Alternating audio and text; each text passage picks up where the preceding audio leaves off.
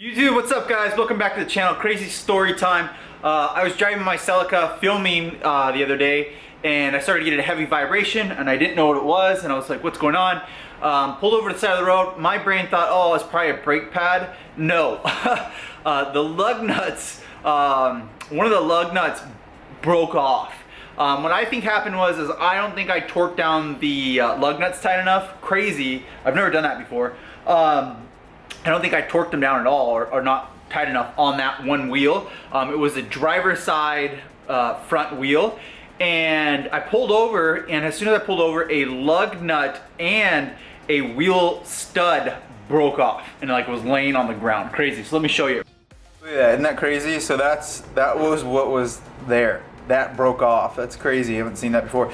So what it was is the wheel had probably had, let me set that aside. The wheel probably had some vibrations going back and forth, and it just broke that off because it was my fault. I didn't tighten it down enough. So let's go out to the car real quick.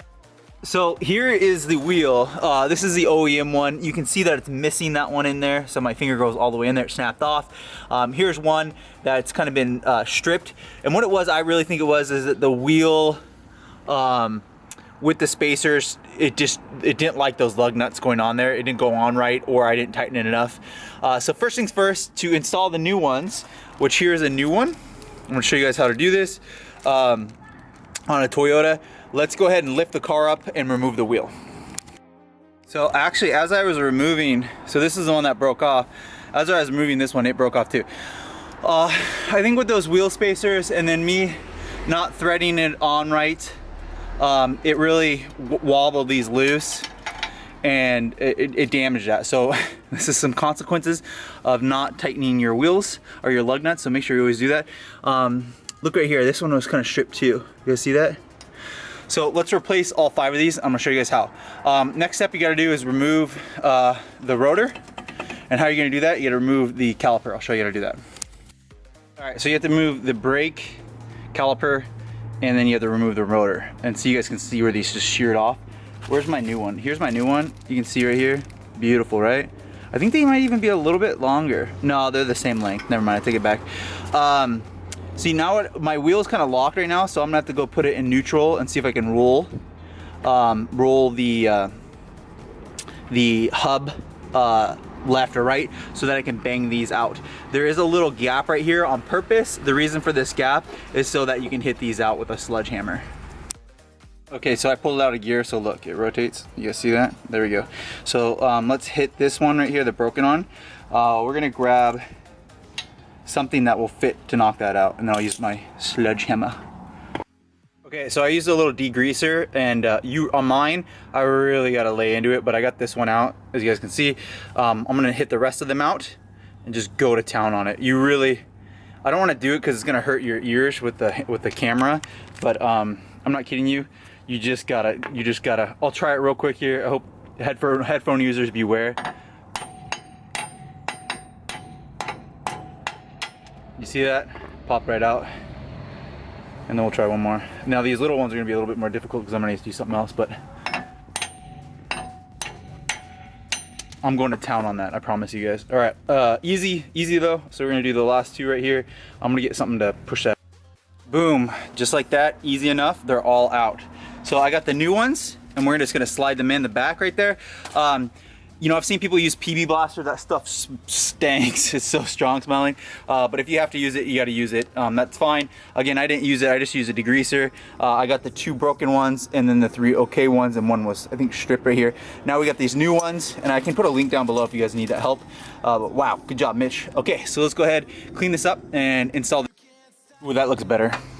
So I just did a little bit of dremeling, zoom, and scratch that up a little bit. It looks better. Cleaned it off.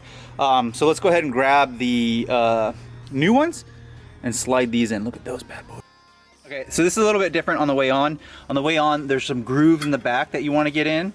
The way that I do it is I have an open-ended nut right here, and then 2 washers. Put 2 washers, open-ended nut, crescent wrench, and then all you're doing is literally just like muscling that bolt or the stud back into there, and you'll feel it. So you gotta, you're gonna pull it through, and the grooves will be aligned as you pull it through. So just keep on muscling it through and you'll get them on. You got to do this 5 times, so there's a little bit of effort, but we'll go ahead and continue.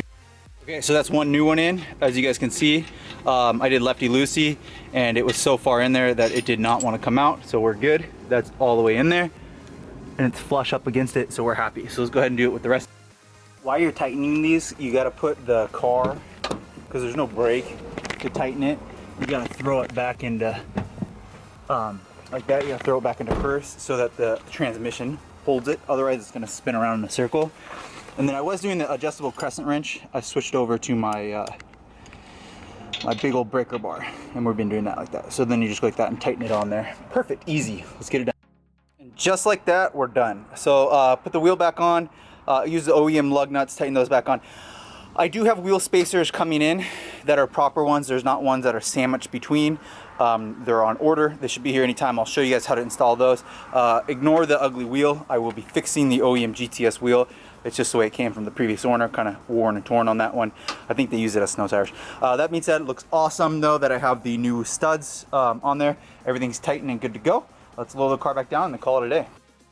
All right, so that's it for this video. I hope you guys enjoyed it. I hope someone found it helpful. Have questions, comment down below. I'll answer them for you, help you out. Pretty easy. Hardest part is probably hitting that sledgehammer hard enough to back those things out. But once you get those out, you're good to go. Sliding them back in is pretty easy. All you gotta do is pull it down until it gets tight. Once it gets tight and it's not turning anymore, do lefty-loosey, and the tightening bolt will just come right off. And then you've got them on, you're all done. Put the wheel back on, lower the car back down, good to go. Make sure to hit the like button, guys, subscribe, and I'll see you on the next video.